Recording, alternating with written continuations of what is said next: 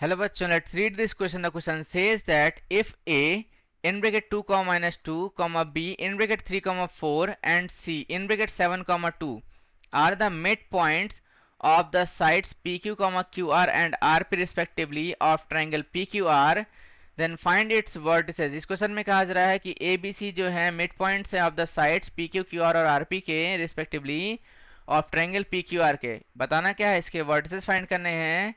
तो यहाँ पे लिखेंगे सबसे पहले क्या हम लोग की कॉन्सेप्ट।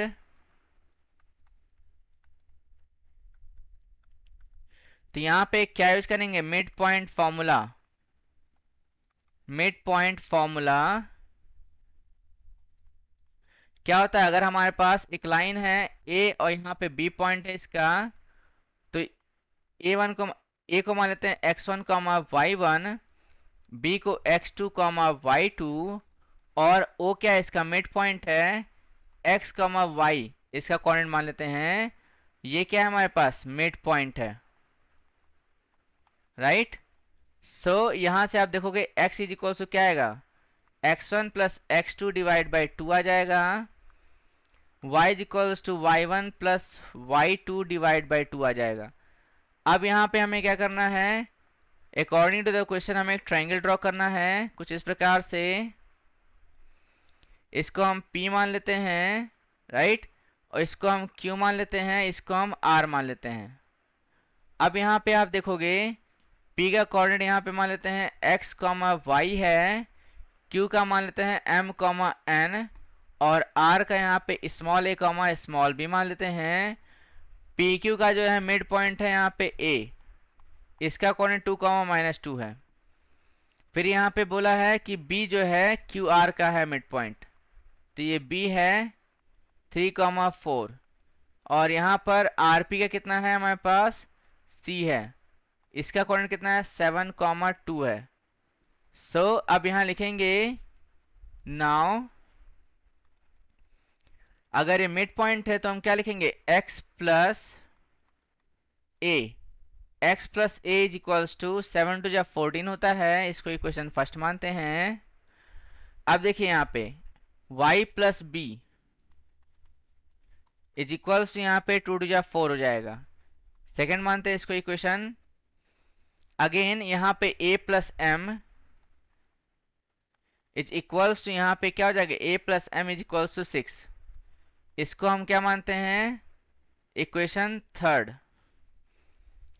फिर यहाँ पे आप देखोगे कि a plus M is equals to 6 आ गया, b plus N is equals to 8 आएगा, इक्वेशन 4 मान लेते हैं यहाँ पे 4। नेक्स्ट यहाँ पे आप देखोगे यहाँ पे x plus M, x plus M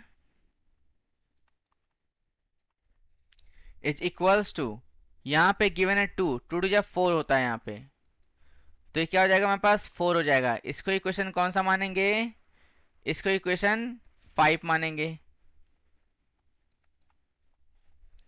और यहाँ पे last one y plus N is equals to minus 4 हो जाएगा, तो y plus N is equals to minus 4 आ गया, इसको इक्वेशन 6 मान लेते हैं।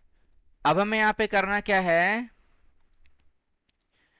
यहां पर हम क्या करेंगे, यहां पर ऐड करेंगे हम इक्वेशन। कौन कौन से इक्वेशन को ऐड करेंगे, x प्लस ए, फिर यहां पर a, यहां पर x plus M, x plus M fifth वाले को, एंड देन आफ्टर उसके बाद यहां पर किसको ऐड करेंगे, आप देखोगे कि a प्लस एम को। Adding equations 1, 3 and 5 we get, हम ऐड करेंगे तो कितना आएगा हमारे पास 2x आ जाएगा, राइट। और यहां पर आप देखोगे 2a आ जाएगा और 2m आ जाएगा, 2x plus 2a plus 2m is equals to यहाँ पे 4 है यहाँ पे 6 है, 10 हो जाएगा, और 10 प्लस 14 24 आ जाएगा। कितना आएगा मेरे पास? 24। सो यहां से आप देखोगे x plus A plus M is equals to 12 आ गया। इसको इक्वेशन 7 मान लेते हैं हम लोग। अगेन यहां पे हम ऐड करेंगे, adding equations 2, 4 and 6 we get, add करते हैं। सो यहां पे क्या आएगा? y प्लस बी है, b प्लस एन है, और यहां पर y प्लस एन है, यानी कि 2y प्लस, यहां पे क्या लिखेंगे? 2b plus 2n is equals to -4 यहां पे है, और यहां पर 8 है। 8 माइनस 4 यानी कि 4 आ गया, और 4 4 8 हो जाएगा। यहाँ पे कितना आएगा? 8 आ जाएगा हमारे पास। सो यहां से हम लिखेंगे क्या कि y plus B plus N is equals to 4 आ गया। इसको इक्वेशन 8 मान लेते हैं। अब हमें यहाँ पे क्या करना है? इसको सिंप्लीफाई कर देना है आगे। तो यहां लिखेंगे क्या कि सब्ट्रैक्ट 1 फ्रॉम 7। इक्वेशन 1 को जो है हम सब्ट्रैक्ट करेंगे। 1 यहाँ पे क्या है? x प्लस ए है, और यहाँ पे x plus A plus M is equal to 12 है। तो यहाँ पे x प्लस ए के प्लेस पे क्या लिखेंगे हम लोग? 14 लिखेंगे।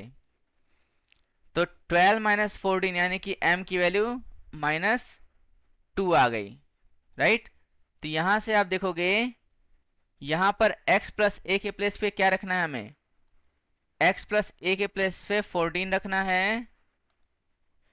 इसको हम सॉल्व कर देते हैं। कुछ इस प्रकार से लिखेंगे इक्वेशन फर्स्ट। पहले इक्वेशन 7 लिखेंगे, x plus A plus M, x plus A plus M is equals to 12 है, और हमारे पास इक्वेशन जो है first, x plus A is equals to 14, x plus A is equals to 14 है। सब्ट्रैक्ट करेंगे तो m इज इक्वल्स टू कितना आएगा? माइनस में 2 आ जाएगा, राइट। अब यहां पे सब्ट्रैक्ट 3 फ्रॉम 7। सो यहां पे इक्वेशन 3 क्या है? इक्वेशन 3 हमारे पास गिवन है a plus M is equals to 6। a plus M is equals to 6 है यहाँ पे, तो x की वैल्यू कितनी आएगी? 6 आ जाएगी। Subtract 5 from 7। तो यहां पे क्या लिखेंगे? यहां पे आप देखोगे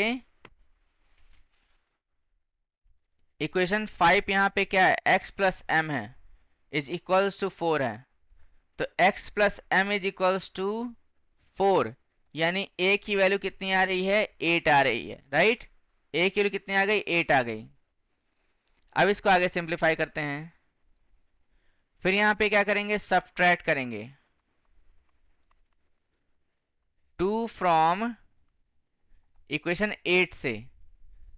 तो इक्वेशन 8 क्या है हमारे पास? y plus B plus N is equals to 4 है, राइट। और यहां पर हम क्या करेंगे? Equation 2, y plus B is equals to 4 है लिखा, y plus B is equals to 4 है। तो n की वैल्यू क्या आएगी? 0 आ जाएगी। क्या आएगी? n इज इक्वल्स टू 0 आ जाएगा। Subtract 4 from 8। अब यहां पे इक्वेशन 4 कौन सा है? इक्वेशन 4 है हमारे पास b plus N is equals to 8 है। तो यहां पे b plus N is equals to 8 है, तो y की वैल्यू कितनी आएगी? -4 आएगी।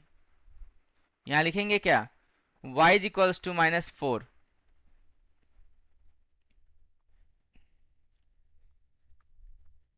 Subtract 6 from 8।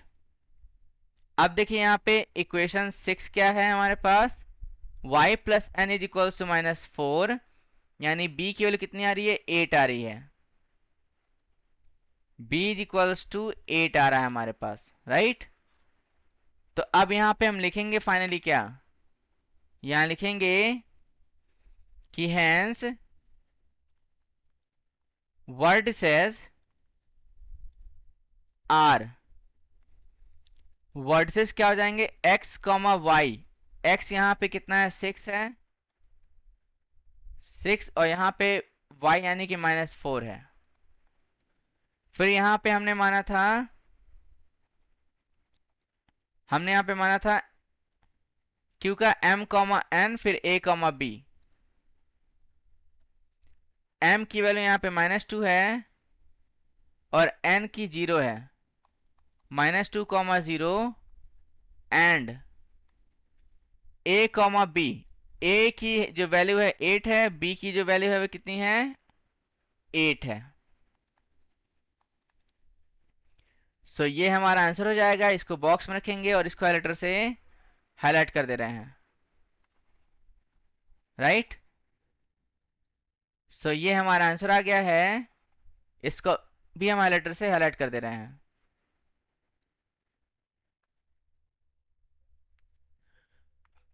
So I hope you understood well. Best of luck. Thank you.